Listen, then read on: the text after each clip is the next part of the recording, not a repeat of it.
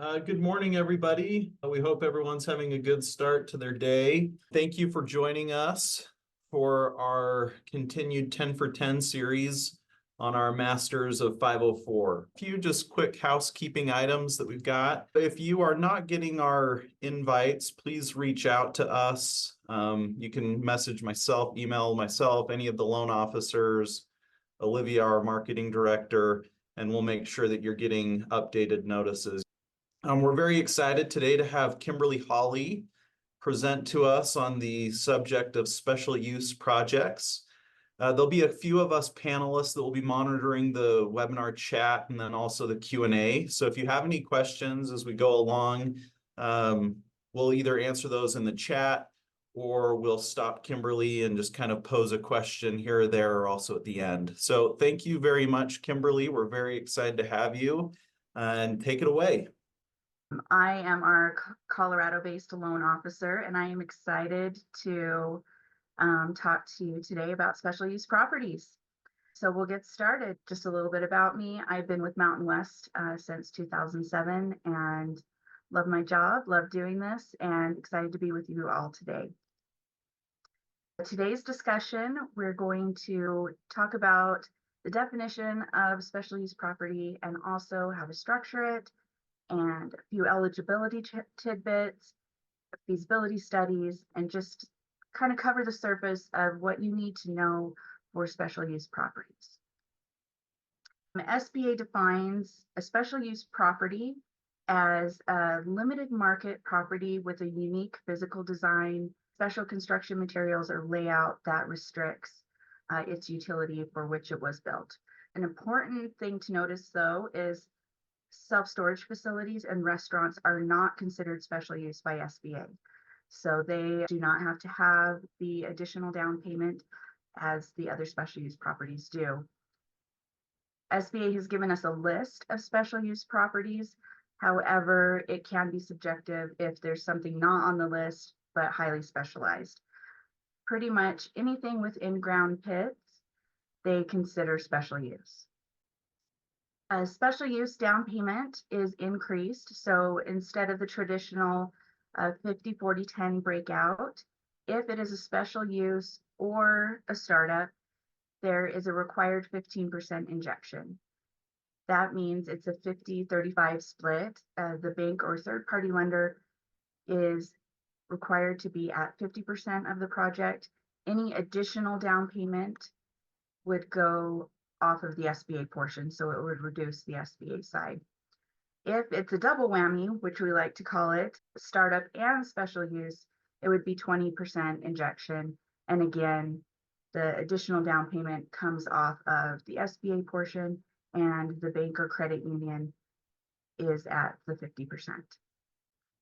They used to have a rule, which we are happy that they have gone away with. If after the first special use property, if you did a second one, then it was automatically a 20% down instead of the 15. They have done away with that, and we are very excited about that. Here are a few structuring examples for a limited special use property. So you've got your total project cost of $2.25 million, participating lender at 50%, SBA at 35%, and the borrower injection at 15%. Now, a new business and limited special use property with the 20% down, we've got our total project costs, and then the 50-30-20 split. Now, if your borrower wanted to come in and say, I want to put 30% down, then it would be 50-20-30. So any additional over and above the required for a new business or special use property, any additional comes off of the SBA portion. The participating lender is required to be at least 50%. Here is another, because we can refinance special use properties as well. But what's interesting is with special use properties and refinances, currently the requirement for the additional 5% is waived. You can go in, refinance with as little as 10% down with the equity in the property. And then that would be a 50-40-10 split.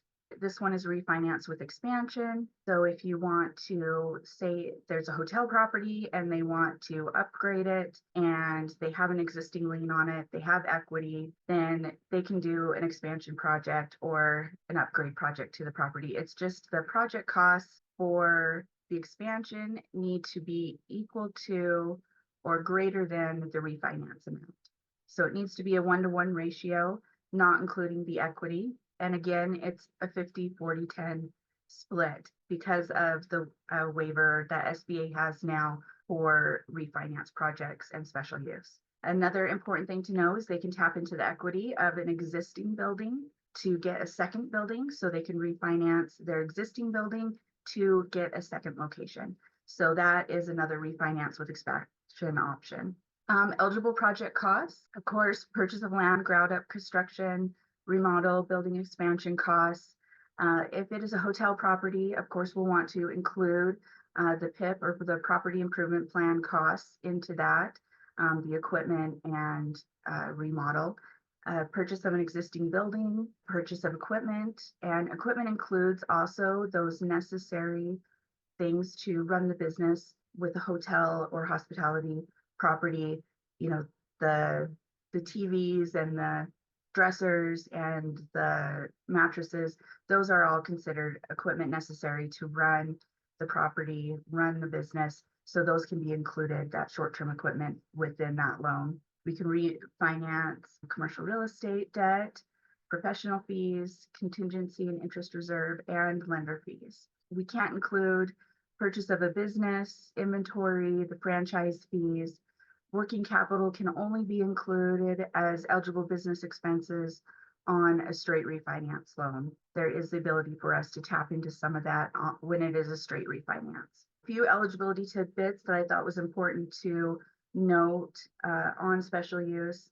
Occupancy, of course, is any project, but existing building, 51%, new construction starting at 60%, and moving up to 80% occupancy within 10 years. Size standard analysis has just recently been updated. So instead of 15 million total net worth, we are now 20 million. And net profits after tax, the 2-year average is 6.5 million now instead of 5 million. So this is great with inflation that they've kind of increased these size standards.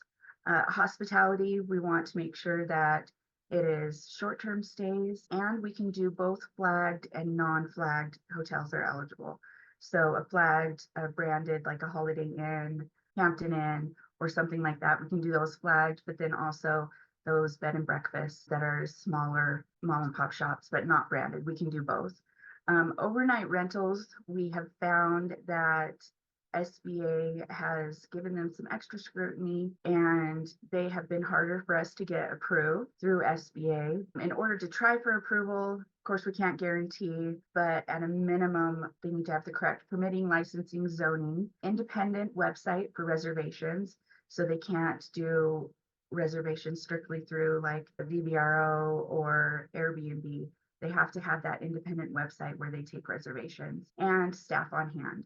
So those are kind of the minimum starting points to look at those overnight rentals for being eligible for SBA. A couple things with the third-party reports. So the appraisal, of course, the general appraisal items. Used equipment will need an appraisal on a existing hotel project.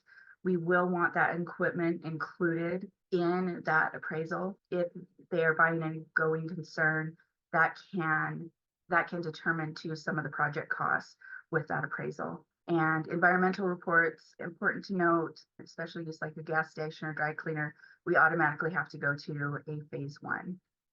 You'll notice with a lot of special use projects, especially a startup or a second location, we will ask for a feasibility study. A feasibility study just kind of gives that extra support to the project, and that the area can support the need for it. Some appraisers can do a really good job of adding that feasibility included in their report. So when you're ordering that appraisal report, if we need feasibility, you can talk to that appraiser and include that in the report instead of doing a separate report. And in most cases, we want to see feasibility studies for startup or new construction on car washes, storage facilities, and hospitality. It really helps kind of solidify those projections that you prepare. I mean, the borrower prepares. It just gives it that extra backup. Franchise agreements, that has recently changed as well.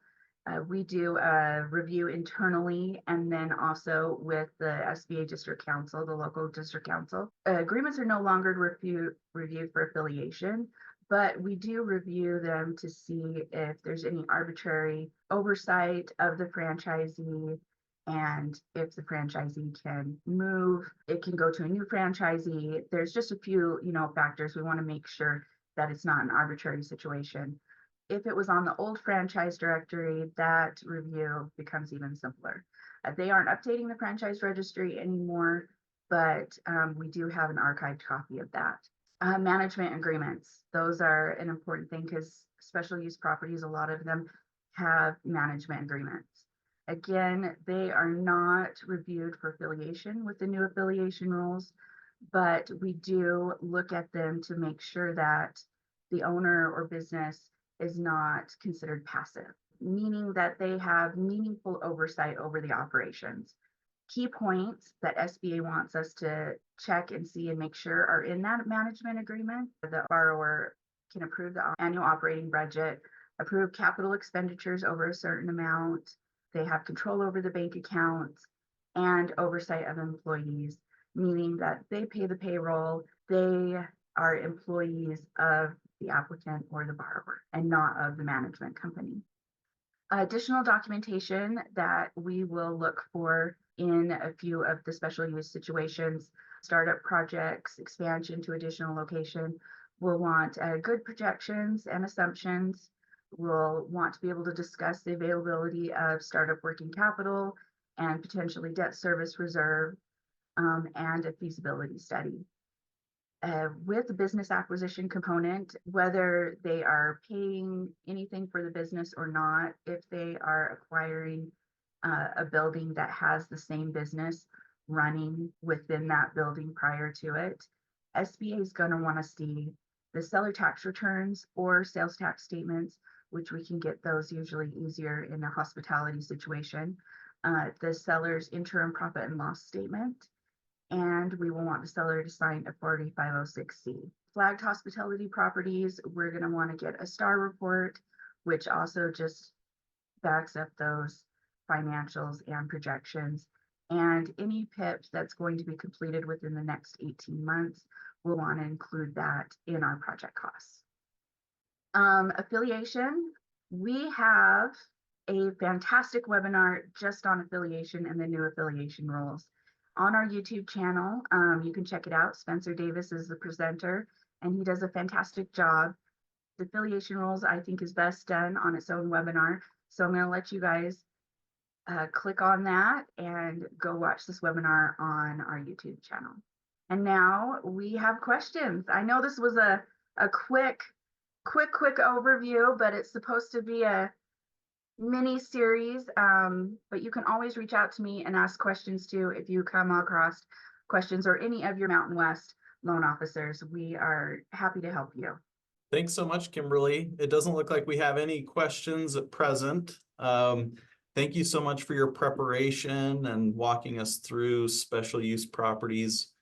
I know it's always an interesting topic with the self-storage not being a single use property. So once again, please check out our YouTube channel. You can share these with any of your colleagues that didn't have the opportunity to join. It's a great way to onboard new loan officers into your organizations or processors. They can kind of go through all those items and have many trainings provided by Mountain West. And as always, please reach out to any of our loan officers to ask any follow-up questions that you might have. And we really appreciate your business. We literally couldn't do what we do without you.